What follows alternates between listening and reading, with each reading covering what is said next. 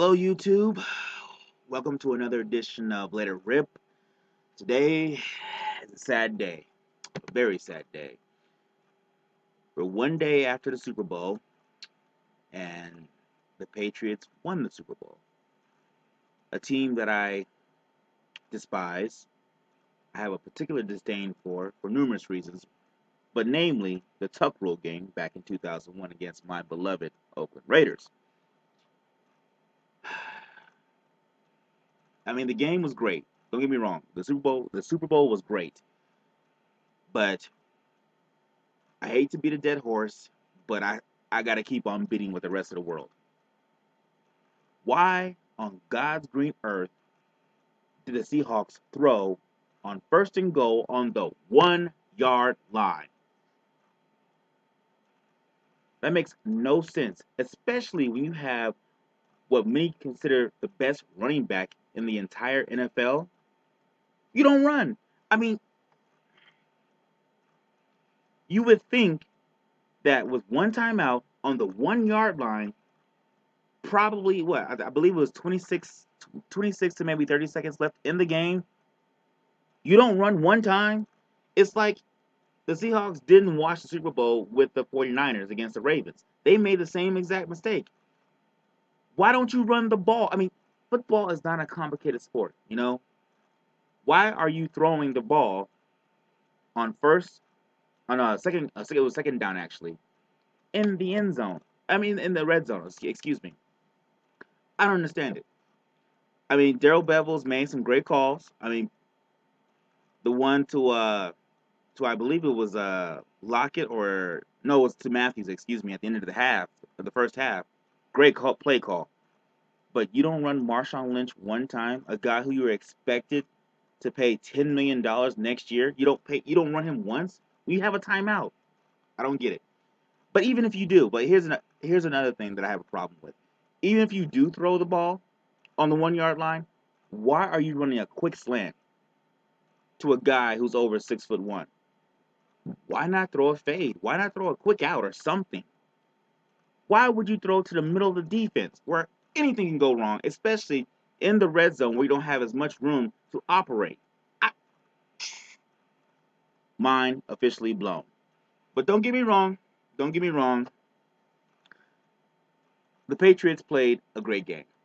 I'm not gonna lie. I'm not gonna take anything from them. They played a great game. I thought the game plan to isolate Gronk against Cam Chancellor was brilliant.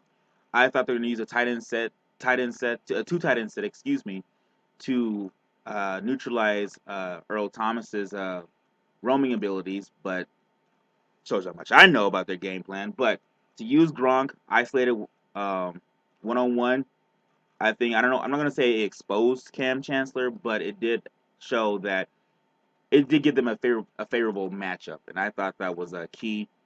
Julian Edelman, I knew they were going to use for short yardage situations in terms of like, oh, we'll have a quick route to get 5 or 6 yards. But the Seahawks did a great job of actually tackling. I mean, there were a couple of missed tackles, but that's going to happen with a small receiver of Julian Edelman's caliber. But it was a great game. I just wish that the Seahawks had just run the ball. I mean, and we would be saying today that the Seahawks won the Super Bowl. But kudos to them. It's why you play the game. A game can come down to one bad call, but this game it had out all the fixings, if you will. I felt that each team played with poise. Each team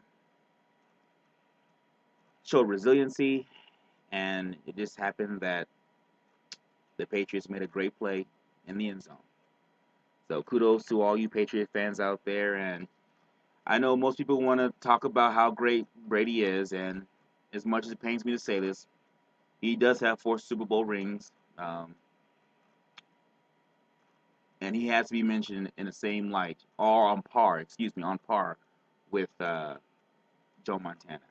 So I'm giving you kudos, Tom Brady, as much as it pains me, as much as I hate you and your franchise. Congratulations.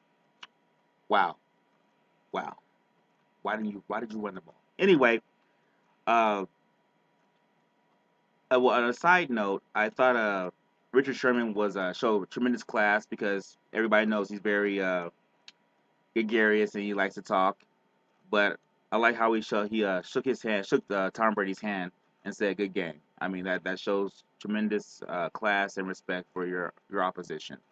So anybody who says he's just a thug or he's just a big potty mouth or whatever, not potty mouth, but a good trash talker, you know what? When he loses, he still stays on the field and shakes hands. So kudos to Richard Sherman for that, and hopefully they can rebuild next year. I know he has to have Tommy John surgery.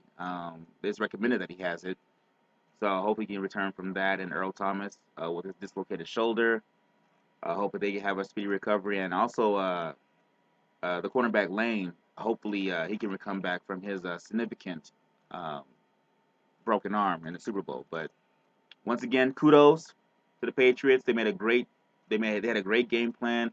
They had resiliency because Tom Brady, even he won the MVP, he showed tremendous resiliency with throwing 2 picks, still trying to fight. Great game, probably one of the best Super Bowls I've ever seen, with the exception of the 1999 Super Bowl between the Tennessee Titans and the St. Louis Rams. To this day, I still think that's the best Super Bowl, but this one is a very very close second. So we'll see you again next time, YouTube, and congratulations to all you Boston fans. And hopefully, this is the last Super Bowl that you guys will ever win. I'm Eldridge Bell, and this has been another episode of Let It Rip.